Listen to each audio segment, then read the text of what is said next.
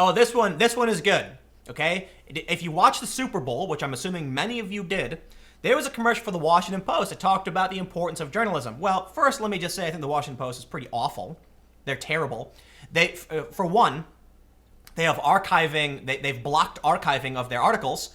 They've produced fake news in the past. They've refused to correct stories in the past. I think they're terrible. But here's the funny thing. They didn't actually want to do the commercial. And oh boy, does it get good. It gets good because the staff at Washington Post are also furious over the waste of money because they don't understand how business works. It's called an advertisement. But we'll get to that. First, from page 6, Jeff Bezos yanked a $20 million Super Bowl ad over Lauren Sanchez affair. Yes. It would seem that he was originally going to run a Super Bowl ad for his spaceflight company Blue Origin, but he pulled it after it was revealed his mistress had helped shoot footage for the commercial, sources told Page 6. Instead, the Amazon owner had a last-minute commercial created for his Washington Post, with some all-star narration by Tom Hanks. TV insiders said Bezos nixed the space exploration ad when his affair with Lauren Sanchez went public. Sanchez, a former TV anchor and helicopter pilot, had been shooting aerial footage of Blue Origin rocket launches and landings for Bezos. Bezos did shoot a Blue Oracle ad costing around $15 to $20 million. That was scheduled to run during the Super Bowl.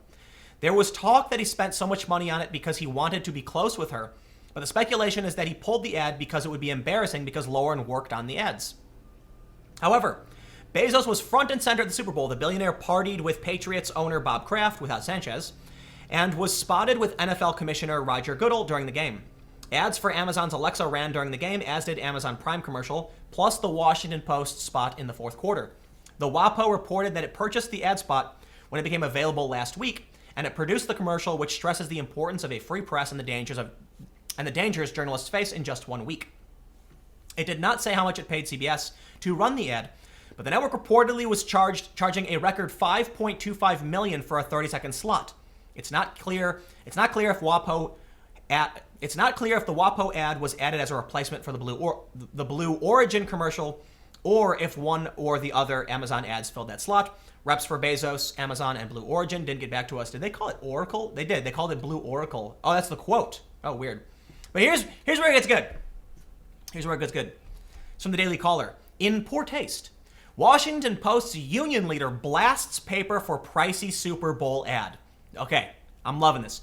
The Washington Post is facing stiff resistance from the paper's union head for purchasing what some believe could be a $10 million Super Bowl ad extolling the virtues of journalism in a functioning democracy. The Post is now paying, say, $5 million for 30 seconds just to tout journalistic freedom during one of the glitziest and, given the NFL's knee-taking protests and concussions, more controversial sports events in the country. Frederick Kunkel, a staff reporter and co-chair of WaPo's union, noted in a tweet Saturday. It's actually a tweet thread. Maybe we'll pull this up. The 60-second ad comes as hundreds of journalists are losing their jobs amid mass media layoffs. CBS is charging roughly $5 million for a 30-second ad during the Sunday's game, so a 60-second ad would cost more than $10 million, according to some reports. WaPo has not yet acknowledged how much the paper spent on the spot. But whatever the cost, Kunkel believes the ad is inappropriate considering the changing nature of the journalism industry. He then went on to list reasons why the paper was wrong to buy the ad. Okay, and why is that?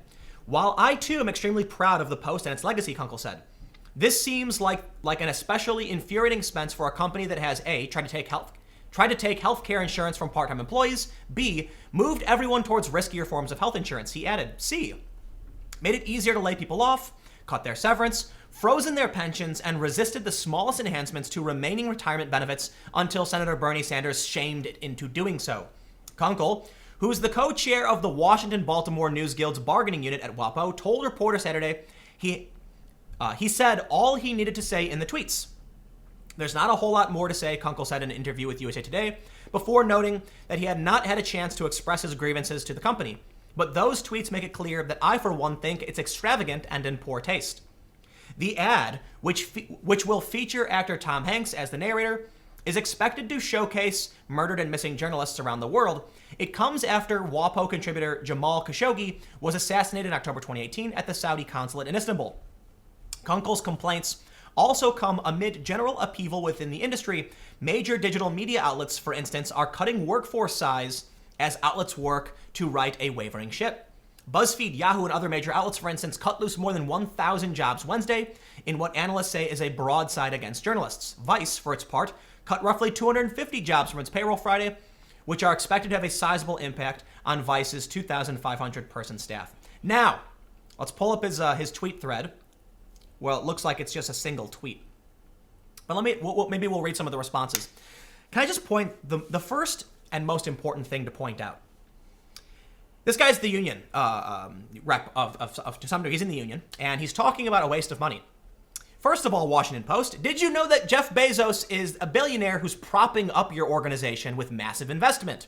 These news organizations aren't particularly profitable. Now, I think the Washington Post probably does turn a profit because they're one of the bigger papers.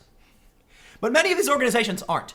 So if you want to complain that at a time when people are getting laid off, you're wasting money on an ad, can I also point out many of these companies don't make money in the first place and they're only being propped up by investors. So what are you complaining about? If a billionaire wants to spend his money, you're lucky he's giving you any of it. But now, for the best part. It's called an advertisement. Do you know what the goal of running a commercial is and why they spend money on marketing? It's to get customers. My God, why would I have to explain this to an adult human being? Just because the company is cutting benefits, people are getting laid off, doesn't mean you stop marketing. No, that's when your ship goes down and you don't recover. Okay. The greatest product in the world is worthless if no one knows about it. No one will buy it. The worst product in the world is extremely valuable if everyone's heard of it, because even if it's trash, people will buy it.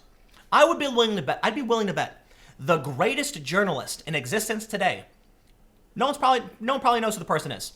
They probably have no followers. They probably do exemplary work. They probably do tremendous research. They're probably faster, stronger, better, smarter than everybody else. But no one knows where to find what they produce. Thus, nobody can read it, and no one will ever know about this great journalism. I'll tell you what, though. Given the opportunity and the exposure, people of great talent come to be known. Do I think I'm the best? Absolutely not. Do I think there are people that are better than me? 100%. But this just leads me to another point about how all of these journalists, obviously not all of them are being hyperbolic, but so many of them just don't understand how business works. Why would anyone in their right mind demand more money and benefits from a company that's being funded by billionaire investment? Okay? You're in the red. You're not profitable. You're losing money. They're writing off their losses on you. Yet these people think they should join a union and demand more. Oh, congratulations. You're already living off of a handout from a billionaire. Vice, for instance, they unionize. Shane says, I don't care, go ahead and do it. But Vice, they don't make money. They just kept pulling in investment. They were doing traffic assignment to boost their numbers. Of course, Vice makes money. What I mean to say is, are they really profitable? I would argue these companies are profitable once they shave off the excess. That means they've got to reduce benefits, they've got to cut salaries, and they've got to lay people off and figure out where that margin is. But so many of them only exist because they were inflating their numbers with something called traffic assignment. So what they do is they buy clicks from trash websites. You ever see one of those websites where it's like the top 25, bulges from celebrities, and every image you got to load a new page? That's to generate page views. Okay? It's so that one view becomes 25. They sell those 25 views to one of these big digital networks so they can claim to an investor, we got 10 million views last month, when in reality they got one, but they bought 9 million trash views, loaded up in their numbers, and then brought in investment. That investment resulted in you getting hired, and then when the money stopped coming up, or when they burned through the investment, they started to lay people off. First, they started to pull back benefits. Then you complained. Then they started to lay people off. You complained again. You formed a union and made demands about severance and other things, so they laid off more people. In some instances, like Fusion, not too long after they unionized the Fusion office where I used to work, they terminated like 300 people. I told my friend, listen, as soon as your office unionizes, you'll all be laid off. You want to know why? You don't make money. So how fascinating, how absolutely hilarious have we come to the point where, first of all, the ad wasn't supposed to exist in the first place. Apparently, it was that, actually, they say they don't know if that was the reason. But many people believe I think the New York Post reported this, they only ran the Washington Post ad at the last minute because he had the slot already and he had a scandal with his girlfriend.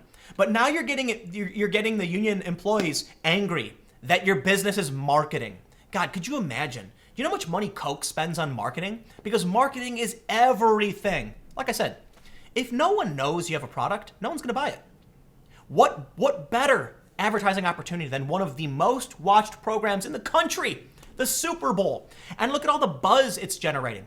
More people than ever are seeing the Washington Post, hearing about this great commercial where they have a commitment to journalism, which I contest. But anyway, they're marketing that. I'd be willing to bet they're going to make money off of it in the long run. It's an expensive ad. You know, who knows how much it's going to cost. But I think for the Washington Post, $10 million probably isn't as much as most people would assume. Can it pay for benefits? Sure. But what happens if people stop subscribing to the Washington Post? What happens if they stop clicking your articles? Then you all get fired. So here's my final tip to journalists, to everybody. Please understand how business works and asks before saying something as silly as, why are you taking out commercials? I'll see you guys tomorrow morning at 10 a.m.